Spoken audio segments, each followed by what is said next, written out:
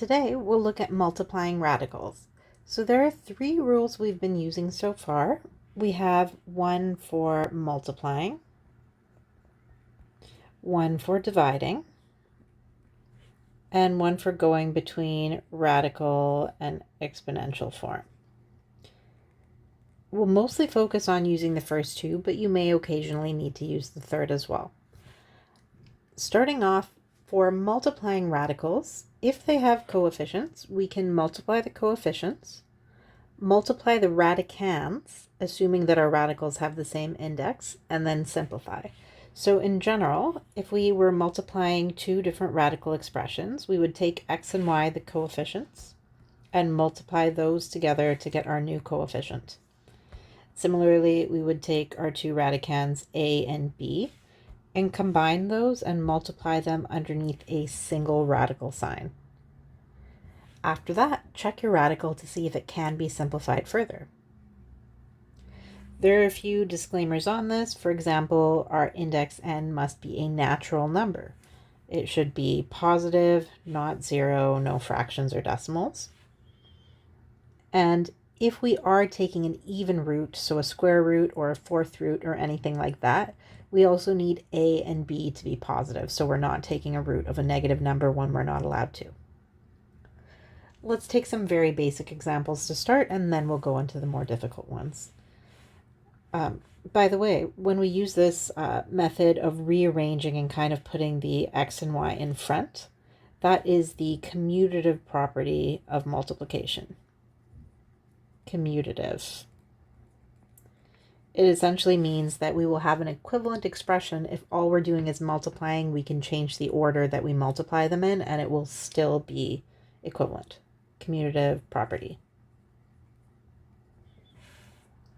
Okay, so if we take a look at the very first example, let's do just that and apply our property. So we'll rearrange to 7 times 4 times the square root of 5 times the square root of 6. And then 7 times 4 is 28, and we get the square root of 30.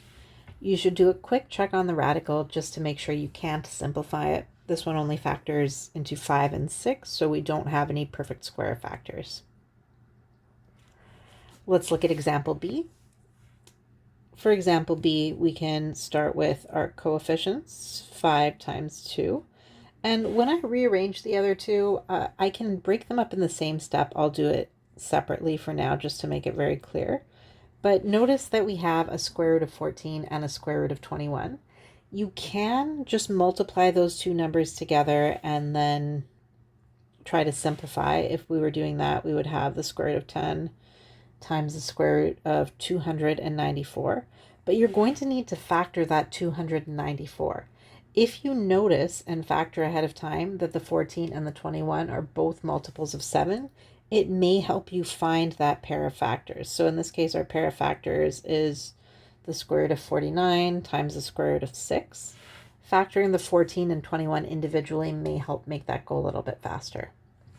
So now this is actually 10 times 7 root 6, and we multiply those coefficients as well, and this is 70 root 6. All right, there are 4 exercises below that you can try. This would be a good time to pause the video and try those, and then come back and I'll fill them in for you as well.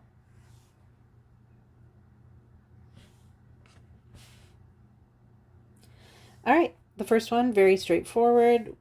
We have 2 separate radicals. The word simplify is used a whole lot. What simplify means in this case is apply any operations you see and then simplify the radical as well so that your final answer is simplified. So we start by applying the operation we see, that's multiplication. We multiply 7 times 11, we get the square root of 77, we're done. Very easy.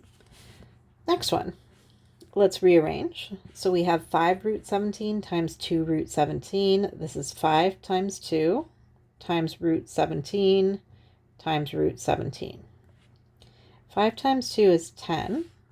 Now for the roots, we hopefully are aware that if we multiply the square root of 17 times the square root of 17, it's equal to 17. So this is actually 10 times 17. which is equal to 170, fully simplified. All right, C is a good case for one where I would factor our two radicals separately. We can even combine them underneath one radical sign. For example, 42, we know that is 7 times 6. You can factor the 6 down too if you think that would help. But I'm just looking for any common factors. And 30 is 5 times 6. So by factoring this way, this allows me to kind of rearrange and group any factors that I have in common, like the 6 times 6, then times 7 times 5. Those two don't really matter. I'm mostly hoping that we notice that we have a square root of 36 times the square root of 7 times the square root of 5, and this is 6 root 35. Okay. You can instead just go back to the original and multiply 42 times 30 and then factor it, and notice that one of those factors is 36, the other is 35. It is a little bit easier to factor in pieces first, and notice that you have the common factor of 6, which allows you to take the square root of the 36. All right, and last one. Same idea. Let's multiply our coefficients in front. 11 times 3 times the square root of 2 times 6. We get 33 times the square root of 12, and this is where we hopefully notice that the square root of 12 can also be further simplified. 12 is going to be 4 times 3, so this is actually 2 root 3. And then we multiply our coefficients again, and this is 66 root 3. Those are sort of the basic things we'll run into for multiplying radical expressions. And then you can head to the next video to see how we do more complicated radical expressions.